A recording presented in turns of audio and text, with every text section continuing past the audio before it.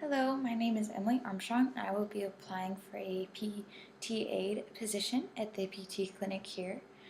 So with that, I would like to start my presentation. Professionally, I want to be a physical therapy assistant, which you might ask why. I have always had a passion for helping people ever since I was little. Helping people was something I always wanted to do, and physical therapy assistant is a huge way that I can do that. I fell in love with physical therapy when I got to college. I just knew that it was an area I was interested in, I wanted to go into. And junior year of college, I discovered physical therapy assistant and discovered that my college that I love dearly is opening up a physical therapy assistant school right after I graduate. So that made me research so much more of it and really figure out what it was, and I just knew that it was the right fit. Educationally, in order to become a physical therapy assistant, I have to graduate from a 2-year CAPTE accredited PTA program. After I graduate from there, I have to pass the National Licensure examination. Once I have completed the program, and as soon as that happens, I can become a licensed physical therapy assistant and work in any clinic area that they have PTAs. Some things that would be barriers of entry as a physical therapy assistant. Comparatively to physical therapy, there are limitations. One is salary. The salary for a physical therapy assistant is lower than a physical therapist. There's also some job differences between what a physical therapist can do and what a physical therapy assistant can do. And I think that might be a barrier for some people, especially people that enjoy being in charge. Not all physical therapy clinics have physical therapy assistants, especially specialized clinics. So pediatric clinics or any type of specific clinic normally is a smaller clinic, therefore they only have PTs rather than PTs as well as PTAs.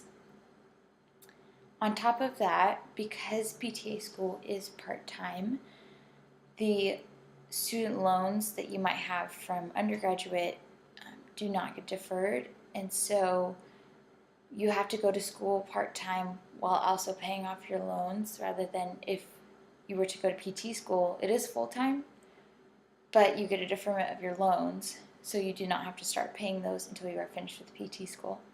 So I also think that that can be a barrier for some people when comparing between PT and PTA.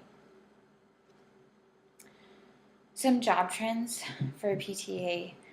I found a quote from the American Physical Therapy Association, which states, "There is a high demand for physical therapy assistants in the workforce despite economic downturn. According to the Bureau of Labor Statistics, employment of physical therapists is expected to grow by 35% from 2008 to 2018, much faster than the average for all occupations. The need for PTAs is expected to rise into the foreseeable future as the U.S. population ages and the demand for physical therapy services grow." And that was from 2017 that this was quoted, so it was very recent. This need for physical therapists has grown due to several things. There's been a lot of veterans coming back. Also, there's been a lot of issues with diabetes and that type of thing, or people have had to have amputations and such, and so there is a much greater need for physical therapists. So when that need for the physical therapist rises, there's also a need for PTAs that rise as well, because physical therapy assistants are the ones that are assisting the physical therapist. So when this goes up, so does this.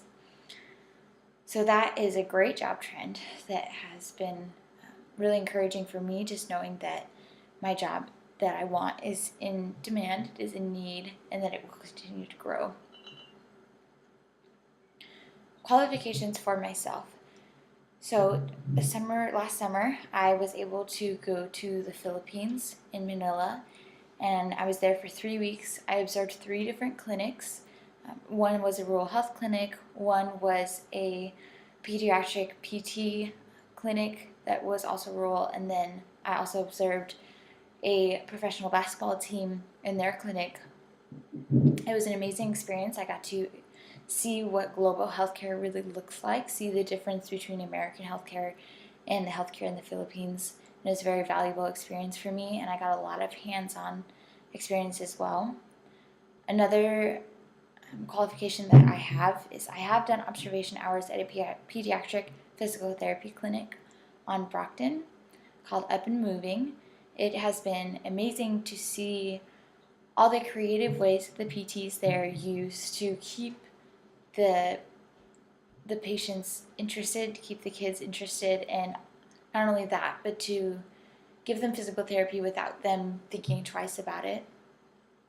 So it's been a really amazing experience there, and I know that will help me a lot as I go into PTA school. In May of this year, I will graduate from California Baptist University with my bachelor's in kinesiology, which will be a huge help in the field as I know a lot about how the body works, how it moves. That's in what I studied my entire 4 years here. And lastly, in January 2018, I will be starting the California Baptist University's physical therapy assistant program, which I'm very excited about. And so I will be going into the field very soon. And now I wanted to talk about the integration of my faith. My faith is very important to me. It is a huge part of my daily life.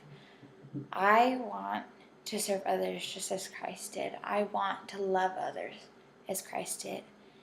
And my goal when I'm working in the field, even through my observation hours, even through while I'm in school for physical therapy assistant, I want every person I come across, coworker, patient, parent, anyone I come in contact with, to walk out of the door feeling loved, feeling cared for, and feeling that they were listened to. I want them to know that I truly care, I genuinely care about them and anything they're going through physically or mentally or spiritually. And that has been a huge goal of mine. And this was something that I also mentioned in my first capstone, that it has been an essential part of my entire journey. I wanted to finish out with one of the verses that I've clung to my whole time here. It is 1 Corinthians 10:31. And it says, "So whether you eat or drink or whatever you do, do it all for the glory of God." And that is what I strive to do in everything, in every way. I want to do everything to give the glory to God, whether that is being at home or whether that is at my job or at church, wherever it is. I want to be giving glory to God. And that is my final capstone.